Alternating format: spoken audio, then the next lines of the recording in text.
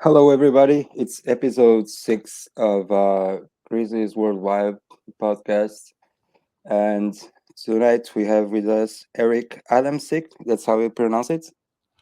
Yeah, yeah, let's go with Okay. that. Okay. Eric Adamcik.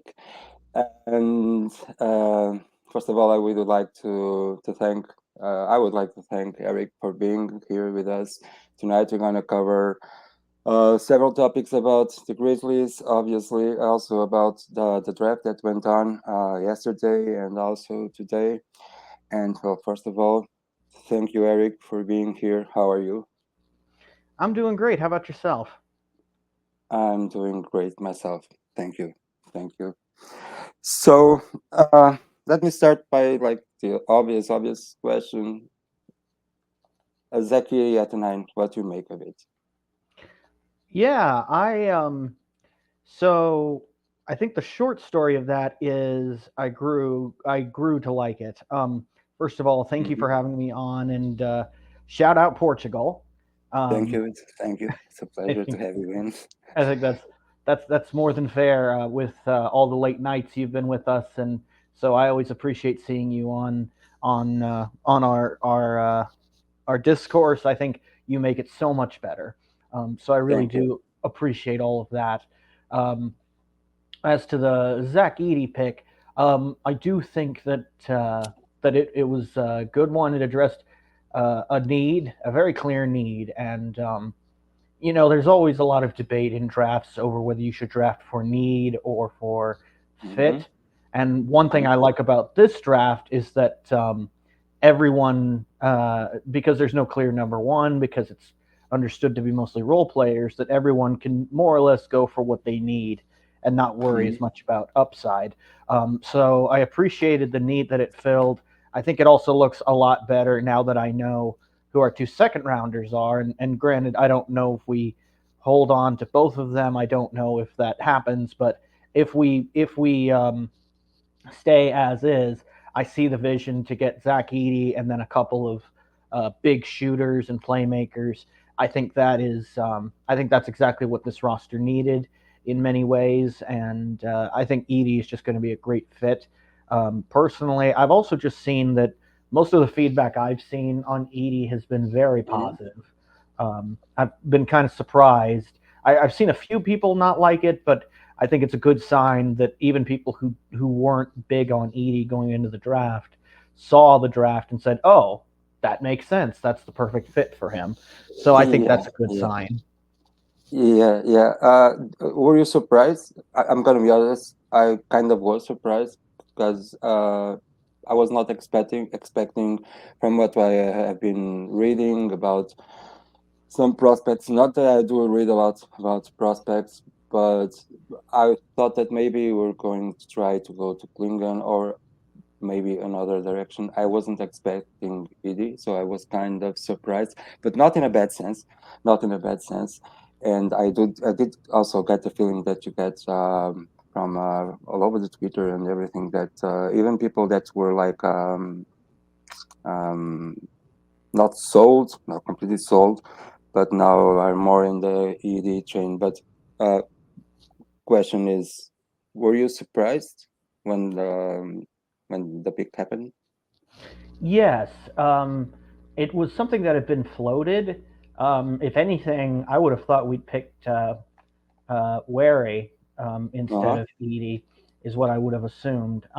But it also made a lot more sense after the Trailblazers got him because pretty much as soon as I saw that the Hornets were sticking with number 6, I thought, oh, that's over. And if you look at my Twitter, I did in fact tweet right before they got him, but I was just so certain that the Trailblazers were going to get him that I just outright told Grizz Nation to calm down and and that it wasn't the end of the world because I know I so many read that. people. Yeah. Yes, so many people have been all over him. It's like an obsession that I knew that there was a backup plan for sure. So Hmm. so the Edie pick, I saw it and was initially surprised for the first couple seconds, and then I kind of thought about it and realized, no, that makes sense. That's what we need. So yeah, that's I was glad to see it, and it made perfect sense when it happened. Yeah, yeah. Kind of the same for me too. And uh, sticking with the draft, because after we're gonna also talk about the center position, and it's obviously correlated with the pick of Zach Edey. But today we selected Jalen Wells and Cam Spencer. I think because I didn't watch today. I watched yesterday, but today I didn't. I What's your opinion on them? What do you know? I saw that like they are good shooters. Um, but that's about all I know about them. What do you know? What do you think? What's your opinion on this? Yeah, that's a good question, and I was just watching the draft, but I was mostly talking with my best friend, who's a Nets fan, actually. So we're both very tuned into our franchises and root for each other's franchises. And Hmm. I've converted him into being a hardcore Grizzlies fan. You But did? yes, Oh, um, great. but as we were talking. Hmm.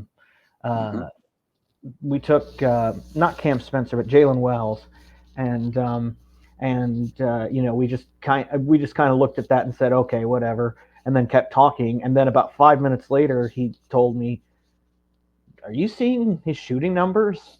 Hmm. And I went over and saw them and was like, oh wow, that is impressive. And then I just checked on Cam Spencer's shooting numbers, and my jaw really dropped. Um, so Yeah. I Yeah, I think with Jalen Wells, it's interesting because he's definitely a similar player type um, to Gigi in terms of dimensions and how he plays. He's probably less athletic, but he's a better shooter, and Hmm. so that's a good trade off, I think. I also think that Cam Spencer, who's an older veteran as well, who just turned 24, um, so who's it's kind of wild to me that he's coming out of college and he's the same age as Ja, Des, and Jaron. That is just wild. But to see, especially his resume was impressive to me because he's played at every level imaginable, and the fact that he got to play with Santi and then Yeah. he just Hmm. won a ring starting for UConn is just ridiculous. So I do like that idea, especially as a contender, of having someone who is not just a big point guard in Cam Spencer, but who's also um, played under great coaches in with various expectations and has, by all accounts, thrived every time he's done it. So I like the idea of having someone who's plug and play. Okay. Yeah, that's fair. And yeah, thank you for bringing that input in, because to be honest, I was just checking in right now. I did see the numbers. I was checking the Twitter. I did see the numbers, and I was quite impressed too. But to be honest, they were two players that I didn't know about at all. And well, also related to the draft, we selected Zakiri, a center, right? And the center position is a main thing in the Grizzlies going into the future. And prior to the draft, there was the possibility of drafting a center in the drafting a center in the draft, and also maybe going after five a center in the free agency or even a trade. Now that we selected Edie, do you think that it solves our needs at that position? Given that we have Clark, we still have also Jamison, or do you think that we still need to make another move? And if so, what kind of move do you think that we could do? Yes, that's a good question. It's kind of the question everyone's asking, and I don't think there's a right or wrong answer. For me, I would say that I would like to play both Edie and Clark off the bench and try to find a veteran starting center. And it doesn't have to be just a great starting center because we just saw how much the Mavericks got out of Daniel Gafford, who's probably about an Mm-hmm. average starting center in the NBA, um, Mm-hmm. but who has that veteran experience. And then to let the real center come off the bench and Derek Lively. And maybe it's more psychological than anything else to take a little pressure off. My ideal Mm-hmm. spot would be to play Edie in that Derek Lively kind of spot, while also bringing Brandon Yes. Clark off the bench and maybe starting someone like a Clint Capella or an Okongwu or a even a Goga Batadze who can do a little bit of Mm-hmm. what they both do. Because I think even more important than this question is that we get to have Brandon Clark and Zach Edey at the same time. I think that's going to be amazing to bring them both up for matchups. Like for example, our 22 um, run against Minnesota and then Golden State, where Brandon Clark was Mm-hmm. fantastic in that first round because he's smaller, he's athletic, he can really run the floor, and I still think he'd be great against the current Timberwolves because Rudy Gobert can't contain him and all that great Mm-hmm. stuff. And then, but then we went up against the Warriors, and because they all kind of do what he does in terms of running, in terms of high IQ stuff, uh, Mm-hmm. then he wasn't quite as good. So you need some with the Warriors. You need someone who can muscle their way through. So being able to have Zach Edey in that Warrior series, for example, I think would just be great to be able to alternate between the two. So my answer would be I would try to get a third center full time, Mm-hmm. but I understand if they don't. I understand if what would be interesting is if they kind of had Jaron jump center without actually playing like one on defense or offense. I think that's a possibility too, and they kind of did it this last year anyway. So if you're playing Clark at the four, for example, if you're starting, I'm not saying he would start, but as an example, Mm-hmm. if you're Yeah. starting Clark at the four, then Uh-huh. um, then he doesn't have to do the jump ball, but he can do all the stuff he still wants to do. Um, so yeah, that's I think there's a lot of directions to go, and not all of them are necessarily right or wrong. I personally would just be more comfortable with a veteran. Okay. Okay. That's a very good point you made there. I hadn't thought about that. Bringing Clark and Edie together in the rotation. That's a very good point you made there. First time I'm listening to it. I was going to ask you to elaborate when you first talked about it, but then you elaborated and I fully understood what you said. That's really on the spot and made me think. You also mentioned like I three names. You mentioned Okonu, Capella, and for instance Goga Bitadze, right? Any Mm-hmm. preference on this on one of these three?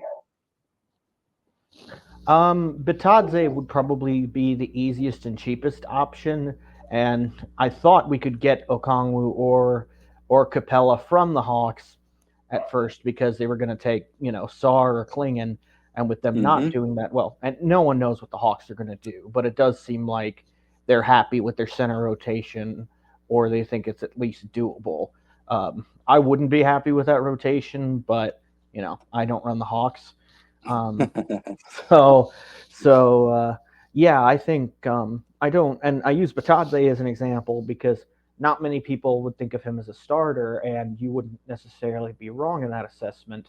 But to have someone who's kind of on the younger and cheaper side, who plays his role, and who would be willing to play a lot of veteran minutes and can knock down a few shots, I think that would be a good example of the type of player we're looking for, even if it's not actually Batadze.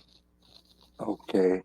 Okay. Also, you mentioned while you were talking, you mentioned at some point I was also going to ask you to elaborate because I didn't really fully understand. You also mentioned Jaren at the five. There's um there's been some debate about Jaren playing at the five. Me personally, I don't think like it's the better fit for him. I personally see him more at the four, more roaming, and not being stuck like at the five position. But what do you think at Jaren playing the five? And now, given that we draft Edie and we have BC, and do, do you think it makes sense? Do you think that's a better position for Jaren? He should work on that, or do you think that maybe he's better playing at the four, for instance? I would absolutely keep him at the four. And it Mm-hmm. seems like this last season, a lot of the time they were playing him at the four, but he got to do the jump ball. I don't know how that works, um, but uh, Mm-hmm. but I would prefer him at the four for the same reason I would prefer Tim Duncan at the four, mostly because Mm-hmm. Tim Duncan was such a great mismatch at the four, and it played to his skill because much like Jaron, he's quicker than you think. He's got long arms, and Mm-hmm. he's got a great jump shot that he can lay them in. So he really does play more like a four on both ends. And I think the more of that, well, I would view him getting traditional center skills like rebounding as kind of like playmaking for G.G. Jackson or even Okay. Desmond Bain, which is um, he won't be doing that primarily most of the time, and trying to make him the guy who does that long term wouldn't be the best fit. But if you if he can do it in spurts, if he can do it in little bits, then then that will be much better for him. I think Jaylen Brown is a good example because in a lot of ways he just won Finals MVP by not by trying to be something he wasn't in taking stupid Yes. shots or dribbling a bunch, but in terms of saying, you know what, I can get open, I can create space, I Yeah. can be aggressive, I can defend, I can pick someone up in half court. So just in being your best self and working on some of those skills when you need to, but it doesn't need to be the thing that you do. Yeah. Okay. Fair enough. Fair enough. And pretty clear what you think. Um, Now, talking about this last season, the season that just ended a couple of weeks ago, it was like well, I really don't know what to say about this season. Um, I was talking the other day in a podcast here in Portugal, and well, the person that was hosting the podcast was talking like it was kind of a hospital or something. It was really, in my point of view, and of course, I want to know your point of view. In my point of view, of course, like as a fan, you don't want to see your team going through so many injuries, and at a certain point of the season, you're not really like competing for like play-ins or playoffs or whatever. But also there were like some upsides and obviously obvious silver linings too. And I also do think that even though it was a bad season, in a kind of a sense, I think it was like well, I don't want to say that it was a needed season because you really don't want to go to what the Grizzlies went this last season, but to the growth of the team, to the maturity of the team, maybe sometimes hardship could be important. And this season really was a lot about hardship and trying to do the best with of a very bad situation. Bottom line, what kind of balance would you do of the season? Do you see it like, oh, just like a lost season because uh, pretty early on, especially after Ja got injured, expectations were not really competing for anything else than pride. Um, um, what kind of balance do you think that you can do of a season like this? Yeah, and that's another great question that everyone's asking at this point. Um, and for me, um, I don't think there's any such thing as a lost season.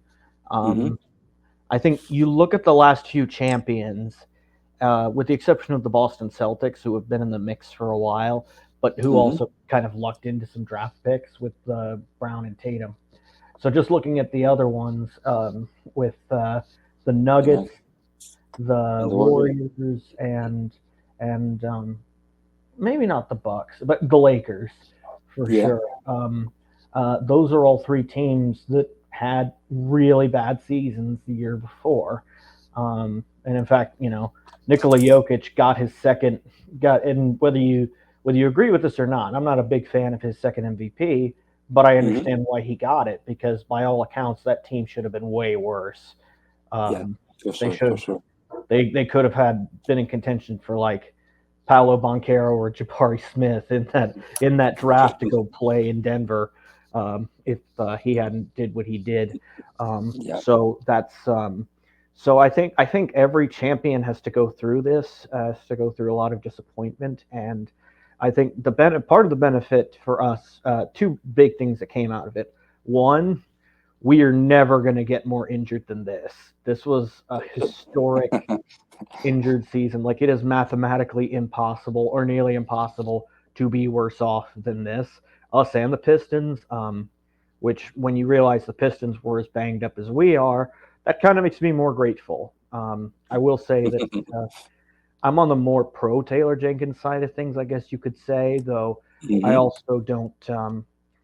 I think other people would say that. I don't really view myself as pro or anti, just as someone who can appreciate what he's done. But in a lot of ways, not unlike the Jokic example I just brought up, it's a miracle we won 20 or more games. Um, 27, I believe. yes, it is a miracle that we didn't fall further because, yeah, and having and as I know that we both watched every game this season, there were Yeah. still a few that were like, we should not be winning this. This is Yeah. how is this happening? So I think it's honestly hard to go worse than this, and so I do think it will be a net positive. It will help us, going forward, and it did the whole season reminded me less of those recent examples and more about the 1997 Spurs, where they had David Hmm. Robinson, who is probably at that point in his career was way better than anybody on our Hmm. roster, and who just had this freak season. And then after he was injured for the season, their only other All Star was injured too, um, Hmm. and uh, and then they just happened to win the lottery and get Tim Duncan, but the other guys that year were like Tracy McGrady at the Hmm. eighth pick, and and a couple of other great players who escape me now. But that was so even if they hadn't gotten Tim Duncan, they still would have gotten something out of it. So I recognize that's a chance for the bench to step up, as a chance for the coach to figure things out without so much pressure.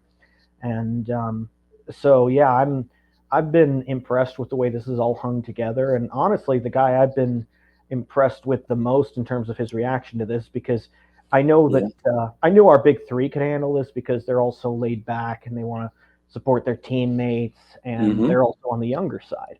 Marcus Smart, I didn't know what his reaction to this was going to be. I know he's Okay. competitive every year. He's so Hmm. spoiled knowing where the Celtics go, Yeah, and yeah, yeah.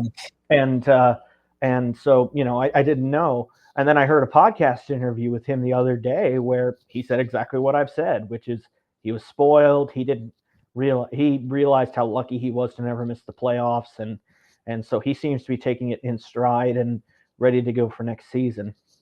And that was another thing I realized when we got Edie, to be able to pair Yep. him with Marcus and Jaron on the floor, it's going to be amazing. But also, when I picture Edie going up against Kristaps Porzingis and Smart just guarding everybody else, it's like, oh wow, we might finally beat the Celtics.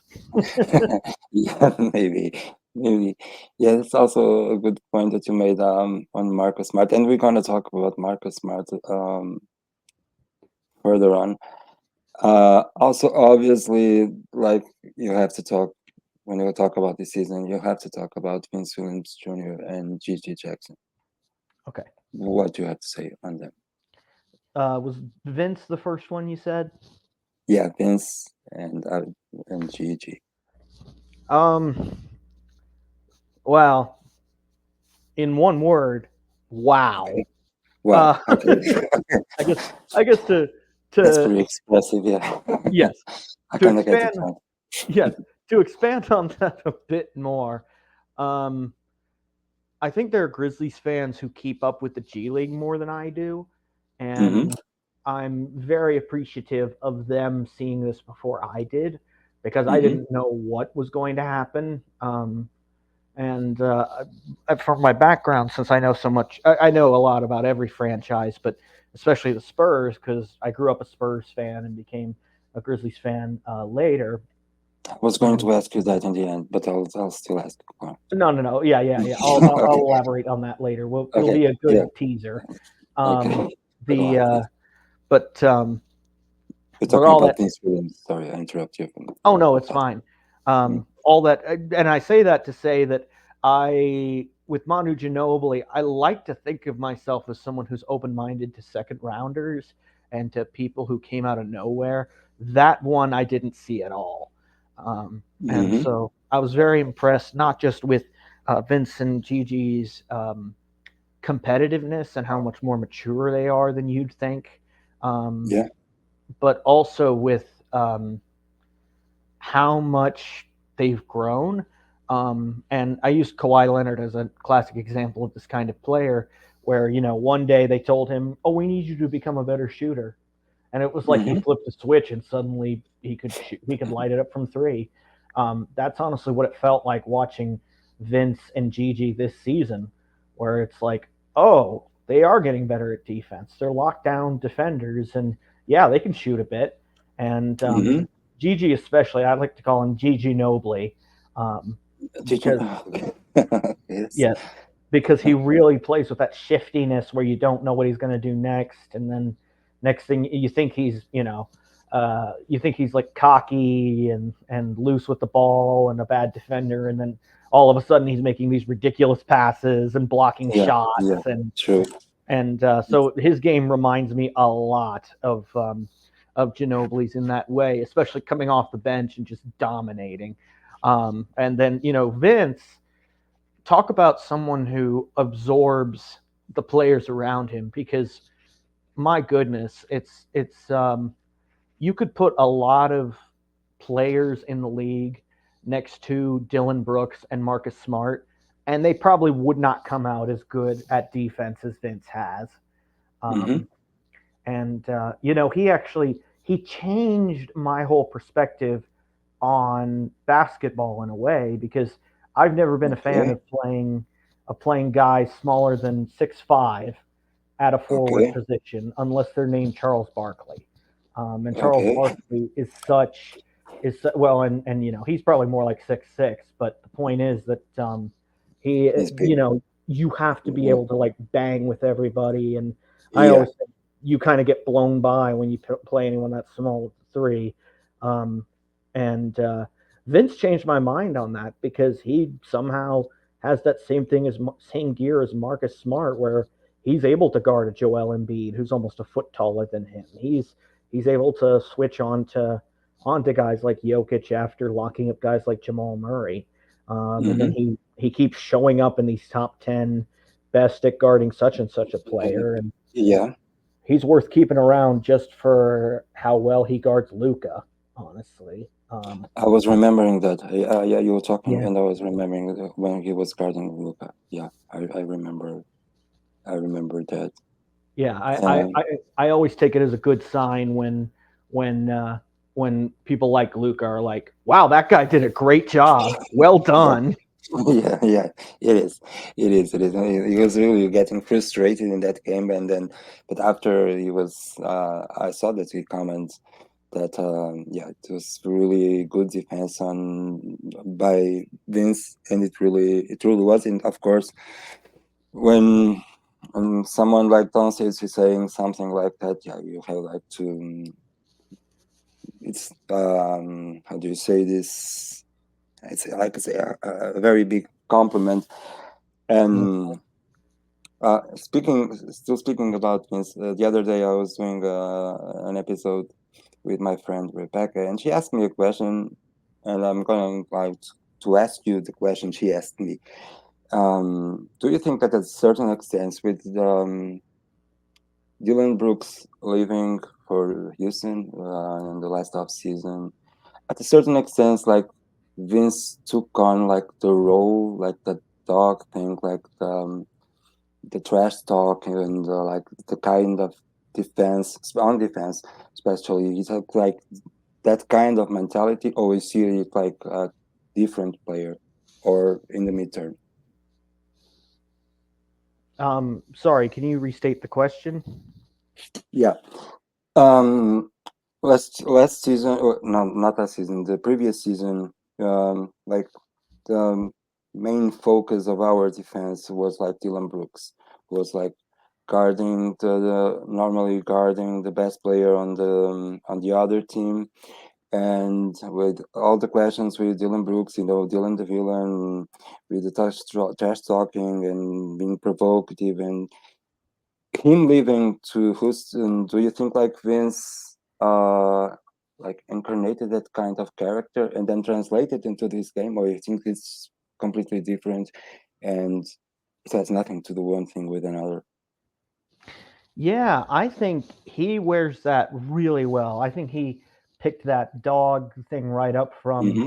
from Dylan while being a better shooter. And like I said with the small forward thing, I didn't think he could have the same defensive impact as Dylan, um, Yeah.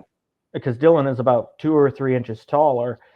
He's also more muscular and able to take contact a little better. But Vince has really adapted to that challenge well. And I was laughing when the Grizzlies got Marcus Smart and a year ago, and Celtics Mm-hmm. fans were talking about, I hope you like shot chuckers. And yeah, I was giggling. Yeah, you already Yeah. know the because and I had to look up numbers to confirm what I already suspected, and I was correct that Marcus Smart's shooting numbers are so much better than Dylan Brooks, and and that's usually because if you watch the Celtics back then, he Mm-hmm. usually got the hand grenades that people were reluctant to shoot. So it Yeah. was the same thing as the Dylan thing, which was, I hate that he's shooting such a low percentage, but no one's shooting right now. So I don't know what else is supposed to happen if they pass him the ball. So I think Vince is a lot better about that. He's more of a playmaking uh, eye than Dylan. He's already a fantastic shooter. I was shocked to check the percentage rankings throughout the season and see him right up there with Desmond Bain, which that means it was Mm-hmm. an off year for Yeah. Desmond. That means it was an off year for Desmond Bain, but still. And so to be able to shoot that well, I think is just great, and to pretty much replicate the defense.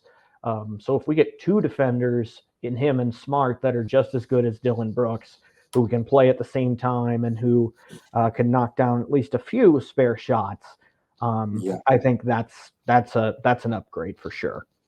For sure, for sure. And you now you talked about this, and I also wanted to ask you, uh, given the fact that when the season started, we didn't have Ja for 25 games. Des had to take like a lot of attention from the other teams, and he did, in my opinion, he did that extremely well. How do you see this role that he had to take in, and how did he go through this role? How do you see the season from of course, until he got injured, like almost everyone else? Yeah, I think And sorry for interrupt you.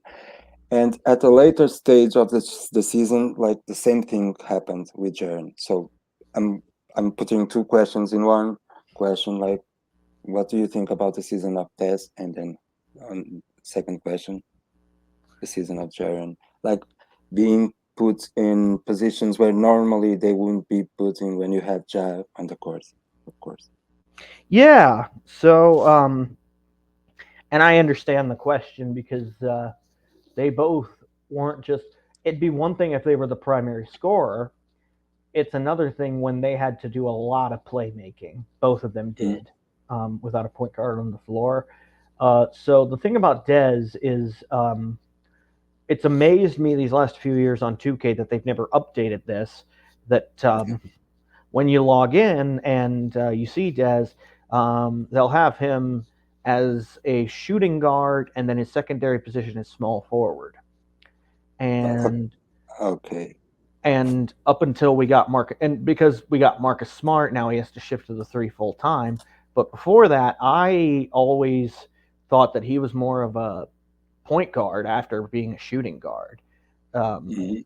and he's not a pure point guard. He's not anything like that, but he can run the point guard position at times. We knew that. But then to be able to see him work on that, work on his handle, work on being able to get to the rim. And I will say this, that I do think some NBA teams like the Chicago Bulls are stuck in the mid range, and the Mm. Suns, and they're reluctant to take threes.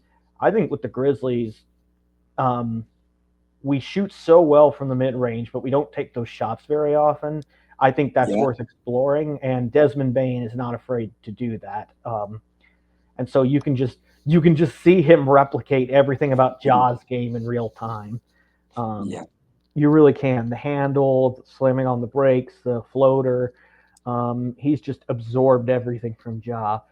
So I've been very impressed at how he's fallen into that role. And going forward, I really hope that starting five lineup, assuming there's Edie in there, I mean, you've got guys playing 1 through 3 who can give you point guard minutes in a playoff context, and that's pretty rare, Yeah. in the NBA, and important in positionless basketball. Now, as for Jaron, the Jaron Mm. thing's interesting because on the defensive end, it's like not much more improvement he needs to show other than rebounding, and that's not even a purely defensive skill. That's Yeah. an offensive skill as well. So that's the thing about Jaron, is he's only going to improve, but he's already one of the top 5 defenders in the league, and maybe number 1 depending on who you ask. The offensive stuff, I was impressed a year ago when I saw an interview where he talked, or and like Instagram stories where he talked about, yeah, because he was on an episode of Chris Vernon's podcast with Kevin O'Connor, and so they Mm-hmm. interviewed him in person, and he talked about how he's watching Luca and Dirk, and how Mm-hmm. that's stuff he wants to add to his game in terms of the playmaking, in terms of going slower, in terms of being able to handle the ball, which I thought was interesting because as someone so defensively inclined and athletic as he is, it's interesting he was studying the slower old man game parts of it, even though he's got so many athletic gifts. But once I heard that and was a little surprised, kind of like with the Edie pick, I was surprised, Yeah, but for 5 seconds. yes, yes, and then realized Yeah. immediately, oh wait, no, that's perfect. So we saw some of that this year, where he was backing people down, he was getting to the Mm-hmm. rim, he was doing all this stuff that power forwards don't usually do, especially defensive ones like him. So he probably had a lot farther to go as a playmaker than Desmond Bain did, and I think he's made progress there. I do think his handle with the ball is pretty loose, and he turned Mm-hmm. it over a lot more than he needed to. But I mean, it's impressive he just has a handle at all. Um, Yeah. so if you got that, you can fix the rest. So yeah, it's just I've been impressed with both of their skill set this year, and if you're looking at Boston in terms of who can step up on any given night, I mean those two, I would put those two up against anybody on that Celtics team for being able to give you a good night on both ends like they did.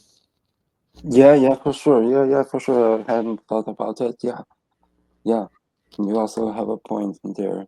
Um, well, speaking about um, Marcus Smart, you didn't see a lot of him, of course, because then he also got injured. He was injured like in the beginning in the game against the Lakers. Then he came back right around the same time that Shaq came back, and then I think it was against the Mavericks or something that he got injured again. And do you see Marcus Smart as being unmovable since he didn't really saw him playing with a healthy Grizzlies? Or do you think that do you see the possibility, as I've seen all over Twitter and sometimes on Twitter, of him being on some kind of trade? Do you think that makes sense, or do you think that it makes more sense that the thing that makes sense is like to have him for a full season and see how it goes? Definitely having him for a full season. I think for sure that is a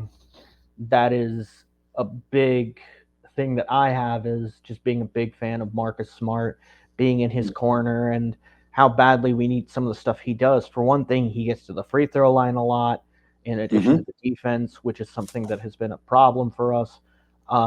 He's such a great leader. Honestly, like if we just brought him on as an assistant coach, I'd be happy because he was doing such a great job of that. And Yeah. it's funny how much calmer he was with the refs when he wasn't in the game. He was Yeah. he screamed at them in Boston, and then this year he was like, "Hey, why did you do that? Hey, ease up." Yeah, that's true. Yeah, I noticed that too. Yes, yes. So yeah, I think keep him around for at least another year for sure. I would also, well, and the big shame about last season, like I would have liked to have had him for the last season, but honestly, um, he didn't get to play against Boston either time. So Hmm. that just felt so wrong, um, Yeah. to not see him do that. So I want to see at least see him do that in a Grizzlies jersey, which is topical because I'm wearing my Marcus Smart jersey right now. Oh, Um, you are okay. so Okay. so I'm not just saying I want to keep him around because I don't want to exchange the jersey, but I do think he's worth keeping around for at least another year. The main concern I see with keeping him around is that Hmm. our starting five would be small, um, Okay. which is true about 1 through 3. But then as we're adding Zach Edey with Jaron Jackson Jr., if you're starting those two, that's not a problem at all. But Okay. my suspicion when people said that was I suspected our bench, especially with the wings, would be a little bit bigger, than what we're starting out with. And I think that's what happened when they get Jalen Wells, when they got GG Jackson. Those are two pretty big guys who can play the three and defend against like Kevin Durant and Lowry Markkinen. At least Hmm. physically. I don't know if they have the defensive mentality to do it, but they can definitely match that physicality. And so you kind of saw that with Zach Edey and Cam Spencer getting guys who are big at their positions to maybe make up for a small starting five. So I wouldn't say in much the same way that.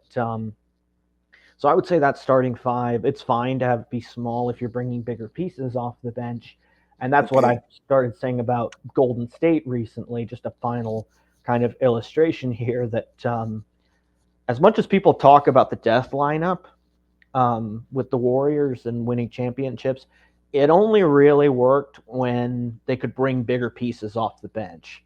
So it only really worked when they could sub out Draymond at the 5, or push him to the 4 and bring out Andrew Bogut or JaVale McGee, who would start a Hmm. lot of games with them. And then you saw them try to go to that death lineup against the Grizzlies actually in 2022. And then they Hmm. figured out, oh, wait a minute. If you have someone like Jaron Jackson Jr. on the floor with multiple options, that's not going to work. And so it was interesting because out of those 4 Warriors championships, that was the one where they couldn't go to their death lineup all the time because they needed size, they needed rebounding. So I think size is always an important factor, and the Grizzlies have addressed that. Okay. Okay. And how about also another question? We have a player option on looking at. What do you think that we should do? Um, I am also Because pro Canard. Oh, yeah, go ahead. not just because there's also the question with the payroll and um, But well, what's your opinion? I'm also pro Canard, but I'm not so sure if we shouldn't try to trade, involve him in a trade. But what do you think? Yeah, it would depend. I think I feel the same way about trading Smart, which is I would only get rid of him if there was a significant upgrade available. Um, so it would, and what I'm seeing is trading him for like Dorian Finney-Smith, Mm-hmm. um, which is like a defensive upgrade, but we need the shooting more. So, for example, I love Dorian Finney-Smith, but we don't need him as badly as we need what Kennard does. Um, so I'm not too worried about the money side of it. I know we're nowhere near the second apron, and so I would say bring Kennard back for another year on the team option side of things. But I understand if they want to get rid of him. I think with Kennard, it's another case of us not having seen him enough, and he showed some good flashes against the Lakers. Not that we would have, he was the difference between us beating them and not, but I do Mm-hmm. think that if you keep him around for another year, you can kind of see where to go from there and then make a decision on it. The only problem with that is he'd be walking away from it as opposed to us having leverage over it. But he's making a little more than you'd want him to make, but he's not make it's not just an absurd contract for another year. Yeah. Yeah. So I think if the finances worry people that much, letting him walk after a year is a good option. Okay. Fair enough. Um, Another player I want to ask you, and I remember now. Would you keep Lamar Stevens? You were talking about Boston. He came from the Celtics. Would you keep him? Yeah. So probably not is my answer, Okay.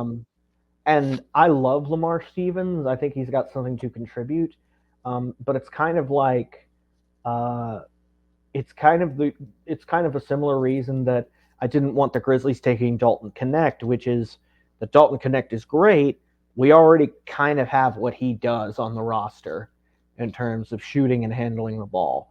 So in Mm-hmm. a similar way, we kind of do have a lot of what Lamar Stevens does in terms of defense, athleticism, and a little bit of shooting. So if that's the roster room I have to make, then I'm fine with it. That being said, I'm happy if we keep him. I'm okay with that. I think if you're choosing size, having a guy at 6'6" who's more of a forward than a guard is always going to be a little risky. Um, but yeah, as far as I can tell, he's a really good fit on the Grizzlies. He's definitely a veteran. He's definitely um, he's been with some really good teams, so he knows what it's like to win. So honestly, no matter what happens, I'm good with it. Okay. Okay. And now, another question I asked my friend Rebecca the other day, as for players that I'm not sure if well, about Zaire, Santi, Jake, and Conchar. If you have just like to keep two of them, who would you keep? Zaire, Santi, Jake Laravia, and James Conchar. You can only keep two. I would only really pick Santi above all those four, just because he's got the size and he's got the handle and he's at least got the potential. But if I have to pick another one, honestly, No, based on you don't. But go okay, all ahead. right, Yeah. Laravia would be my next choice, just because at the tail end of this season, of those three, he probably did come the closest to being what we need I saw in it too. terms I of saw it too. yes, being a shooter, being a defender, being and just being confident. I think a lot of it was getting healthy and being confident. Mm-hmm. Um, so yeah, so Laravia, I actually and even Zaire had that too.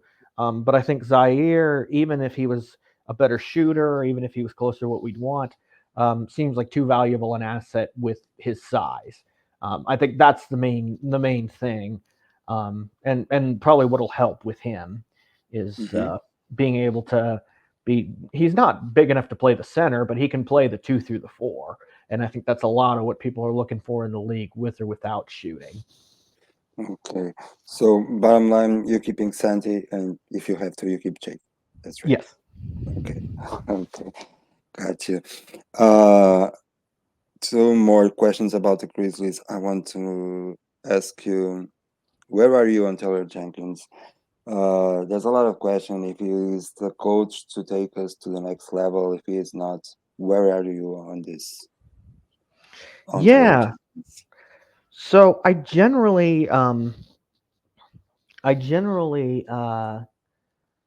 let coaches um let coaches go until I hear otherwise. And I do think as good as Kleiman can be in certain situations, I would Mm-hmm. honestly doubt him a little bit more than Taylor Jenkins, um, just because he did do that 2022 doubling down on youth. Not that I think that letting DeAnthony Melton and Kyle Anderson go was a bad move. It's just I would have rather replaced them with veterans than rookies. Okay. Yeah, with Taylor Jenkins, I think the weird part about his schemes that I see is that a lot of them depend on having space and being Mm-hmm. selfless with the ball, and he just hasn't been provided with that space for a while. Um, so I do think, and I have a soft spot for people who came up in that Spurs system. And even though he wasn't working directly with Popovich, he was the head coach of the Spurs G League affiliate while Pop was there, so he knows a lot.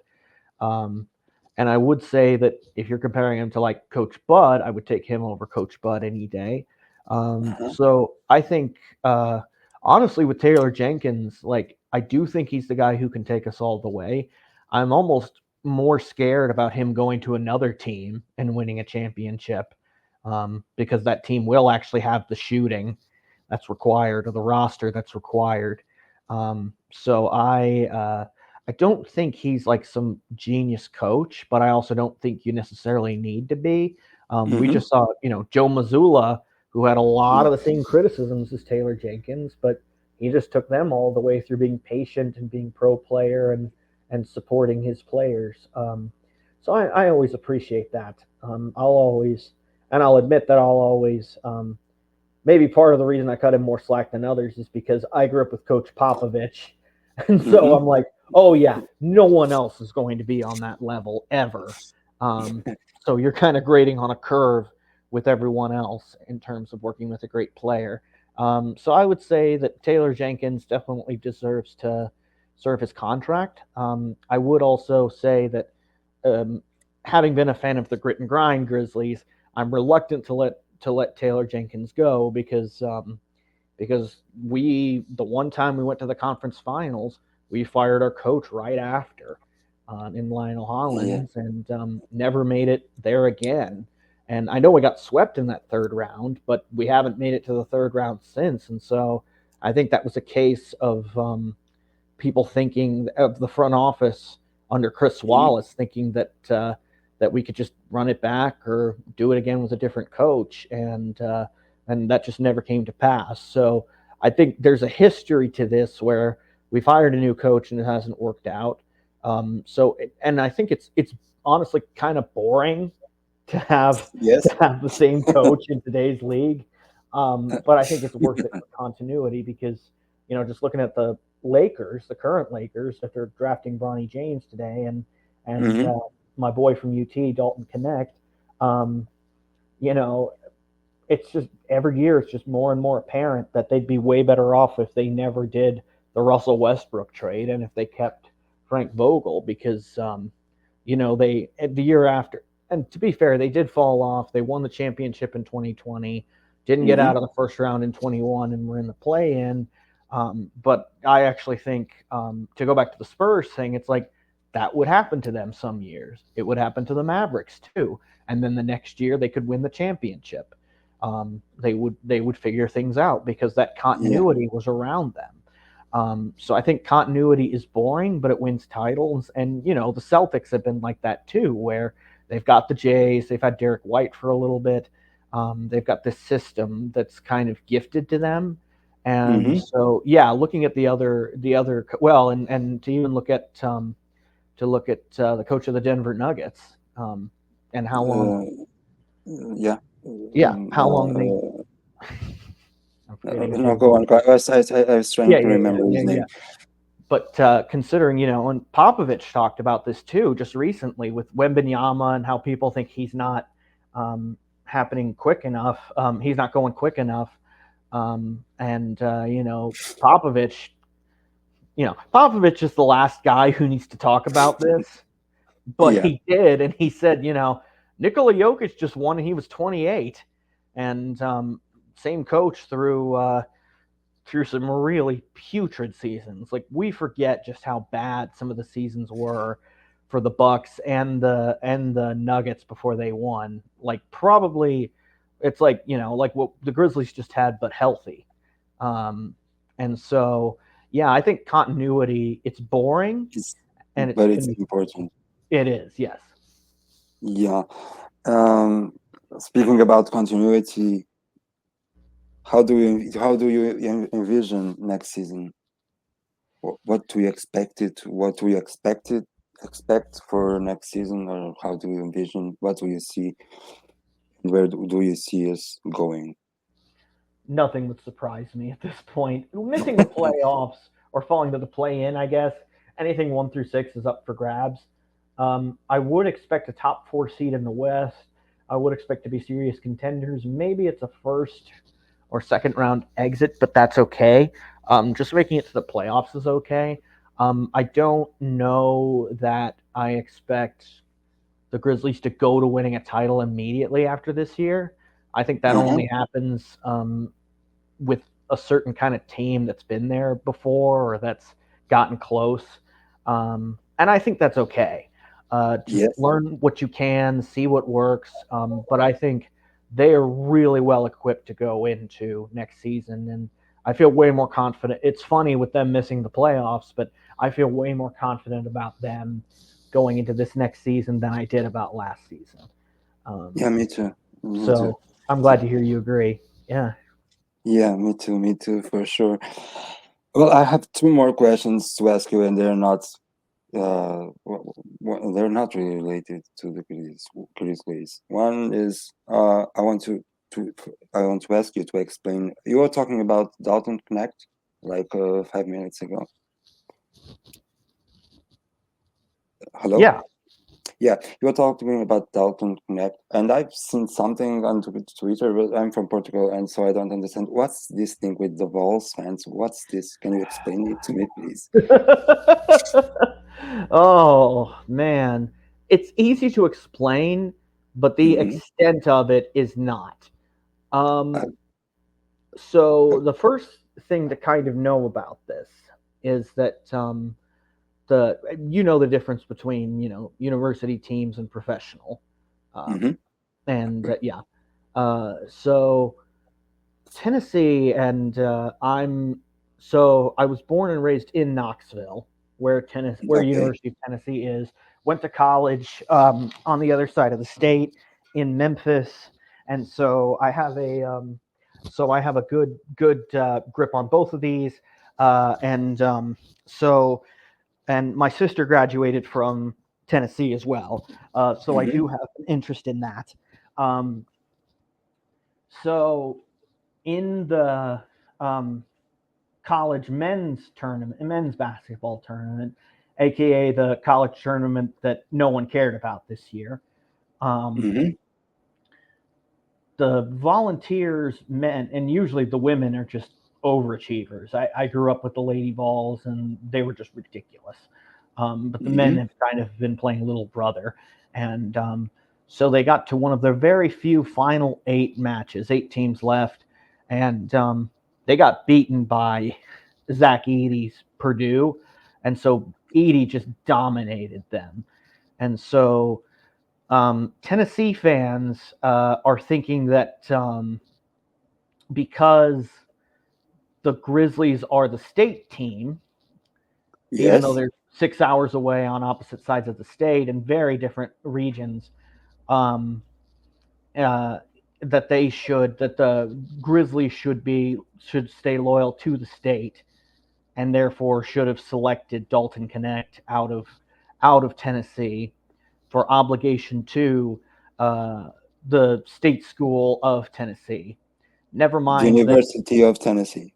Yes, never mind Yeah. that Memphis has its own university, the University of University of Memphis, yeah, of that course. has had a lot of basketball success too. So they see it as insulting that the Grizzlies selected someone who dominated them so much. Okay, okay. I got Yeah, it now. Okay, yeah, I yeah, got yeah. it. So It it's would be an like, in-state. It's a Tennessee thing. yes, exactly. It Yeah, would be like, yeah, it would almost be like if we traded for somebody from the Golden State. Well, it's like what just happened with the Warriors with Chris Paul, where it was uh-huh. like, oh no, now we have to like this guy. Only they Uh, refuse to accept that Edie is there, and to that I think it's ridiculous, and to that I would say that Edie didn't do anything to the Volunteers that he didn't do to everybody else. of course, of If you're course. yeah, if you're going to be mad at someone for being dominant, then you've got to hate Shaq. You got to hate early 2000 Shaq. It's not personal. It's just what he did to everybody. Yeah, of course. Yeah. And thank you for enlightening me because yeah, I could go and try to Google and probably I would maybe understand it, but I made like a point. I thought about this like during the day today, and then I decided not to go because I knew that I was going to talk to you and I wanted you to explain me. So thank you because Oh now yeah. I got it. Okay.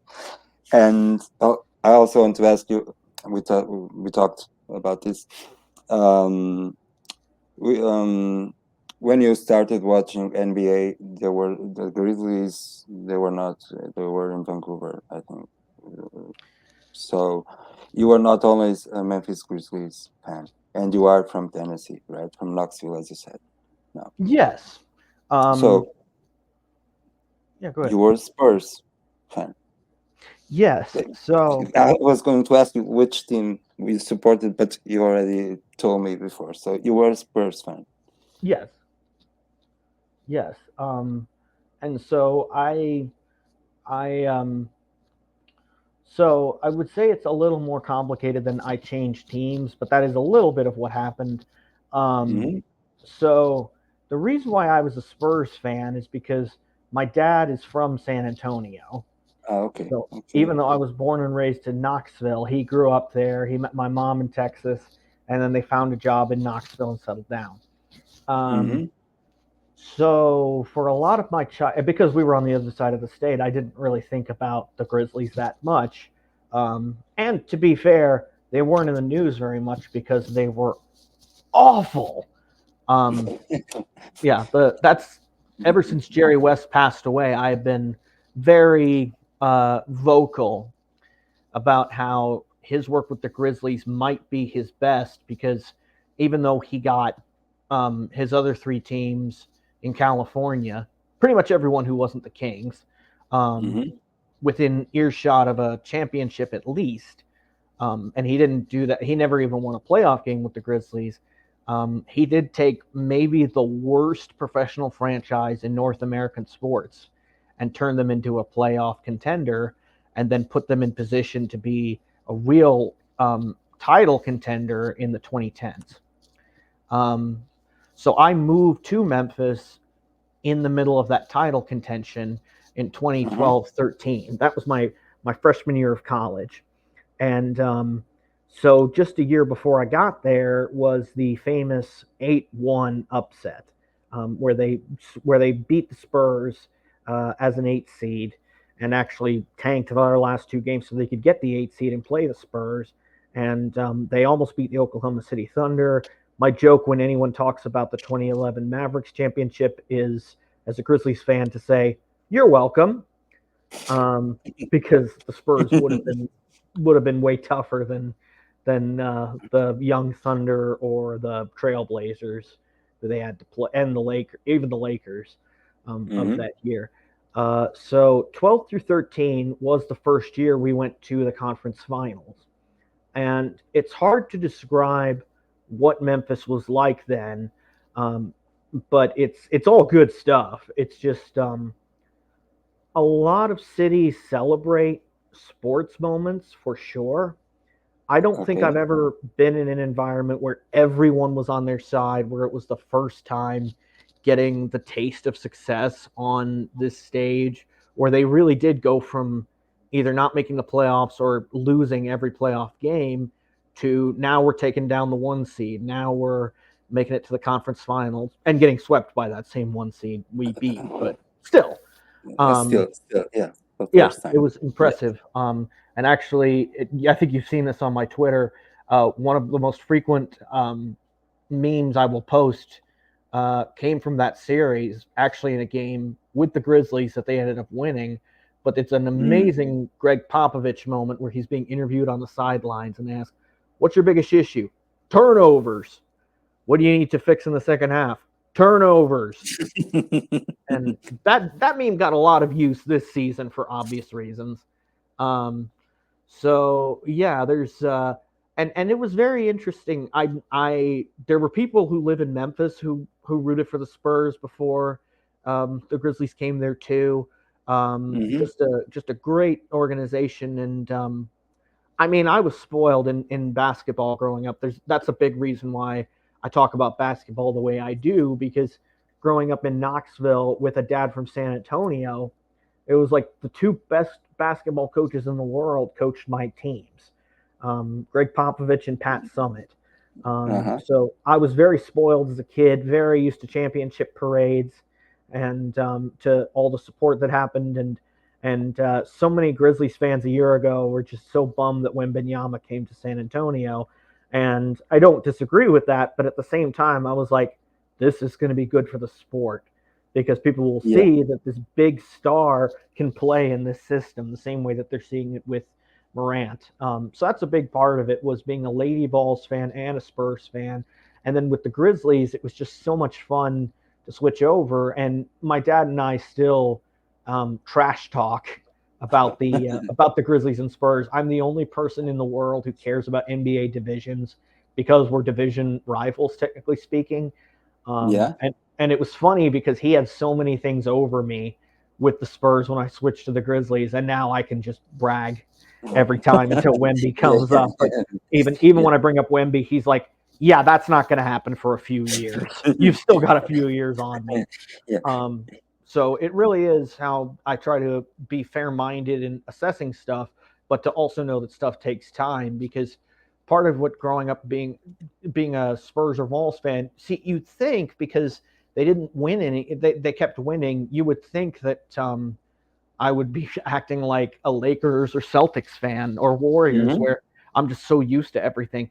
It actually had the opposite effect because the Spurs were contending for so long, and sometimes they'd win the title, sometimes they wouldn't, but they would always be in the mix. They would always be the team that nobody wanted to play, and they would always have to be in the top five championship contenders, even if even even if ESPN didn't want to say they were, because they just forced them to be that good. And then, but my dad, when I switched to the Grizzlies, he even said, "Yeah, I'm seeing a lot of what happens with the Spurs and those grit and grind Grizzlies, and now you're seeing it with the current generation too. That the Spurs are spreading across the whole league, and whether you like the Spurs or not, you definitely want your organization to act like the Spurs, being unselfish, always drafting well, having a coach who understands his players, when to yell at them and when to comfort them. And so, yeah, I'm glad to. It feels like a very similar vibe with these Grizzlies as it did to the Spurs in terms of, oh, we've got all these talented pieces together, and we're always going to be in the mix. Yeah. Yeah, for sure, for sure. Eric, thank you so much for being here for an hour. It was a really a pleasure talking with you. Um, um, uh, I I think I made all the questions. Yeah, I really want to thank you for joining in and to give you all the insights to clarify me with the whole thing, because now I don't have to Google for this. And well, I hope that you can come back in the beginning of the season, and hopefully. the season going better than this one. So again, I just want to Oh thank yeah, you very much for being I'd be. here, for giving part of your time for this podcast. Yeah, thank And you. I'd be honored to return, and I'm very happy to have talked to you on this call. I always appreciate what you're doing and the amount of positivity and appreciation that you bring to everything, and to be willing to put together a podcast for this with some of my favorite people. It's just the best, and we love you in Grizz Nation. If you didn't know that already, I think you did, and I'm happy to come back anytime. And but yeah, it's such an honor to have spoken with you this evening or morning or whatever time it is over there. And 1:30 in the morning. Yeah. yes, yes. Okay, so Yeah. thank you Okay. for Okay. accommodating Yeah, that. yeah, thank you for your very kind words, and thank you for being here. And for sure, you're gonna be back. It's an honor. It was an honor to have you here. Okay. Thank, Thank thank you you. so much. Yeah. Hello.